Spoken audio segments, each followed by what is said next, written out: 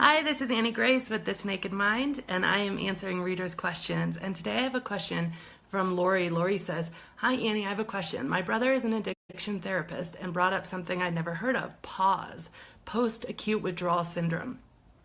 What I've read states that it can go on for up to 2 years. What do you know about this, and is it true for everyone?" This is a great question, Lori. So PAWS, there's 2 stages of alcohol withdrawal, and one is the acute stage. And so this is when you're actually physically detoxing. So this is when alcohol is leaving your system and you feel the associated kind of lows about that. And this can happen for like a week, 10 days, where you're actually detoxing from alcohol and the effects of alcohol, so any counter chemicals that your body has produced.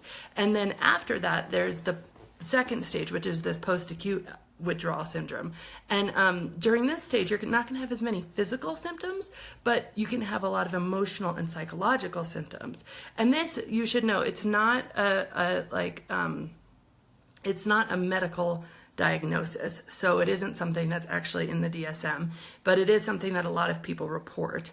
And I think one of the beauties of the method that I've outlined and the methodology in This Naked Mind is that it addresses the psychological aspects of alcohol addiction almost before you stop drinking. So a lot of times what will happen is somebody will stop drinking and they will have not had let go of the drug. So they still believe that they need alcohol to relax, to have a good time, to de-stress, to do all of these sorts of things. And so they have stopped drinking, but their mind is still very addicted. Emotionally, they're still very addicted. Psychologically, there's a huge dependence. And so what happens with post-acute withdrawal syndrome is when something happens in your life, something stressful. I'm sorry, the sun is quite intense right now.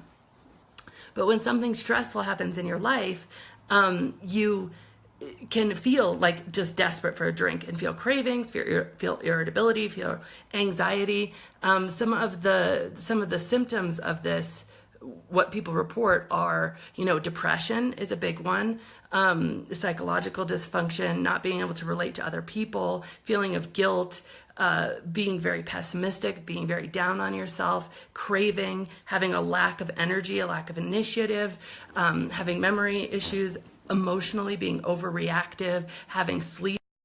All of these things are things that happen when you still believe that you need alcohol in order to navigate your life. And when you still believe that alcohol is a viable method of self-medication, in terms of what else is going on in your life. So I think that what happens is you haven't given up alcohol, and so mentally. And so you still retain a very strong attachment to it. And so that's why this can happen for years. And I think they say up to 2 years. The reason my gut for this is in the first year, you're going to go through every single calendar event that you have before without alcohol. And when you go into something like Christmas feeling like, oh, I'm so sad that I don't drink anymore, I really feel like I'm missing out, everyone around me is drinking, your first Christmas is going to be pretty depressing. You're going to get through it and you're going to feel stronger and you're going to feel better. Your second Christmas is going to be less depressing. And after the 2-year mark, you start to realize, okay, it's been 2 years. I don't really need alcohol to have a good time. And so some of the work that's done in This Naked Mind of reversing the unconscious conditioning around alcohol happens over the span of 2 years. So the question is, what is it? What is it? It's a psychological withdrawal that goes on much longer than the physical withdrawal because somebody has not, in my opinion, dealt with the fact that they haven't come to the decision that alcohol isn't serving them. They're giving up something they feel they need and they want. So that's what it is. Does it happen for everyone? I think it depends how you quit drinking.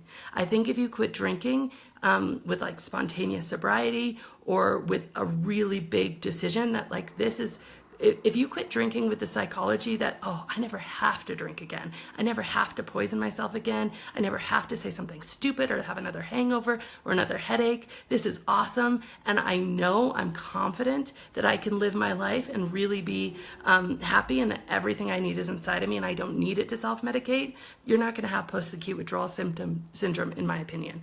Because what it is it comes up in times of stress. It comes up in times of, depression. And it's so if you think alcohol is a viable thing, but you're not letting yourself do it, or you think alcohol is the solution that you're not letting yourself have, then you're going to start to feel these intense cravings, which is what this is.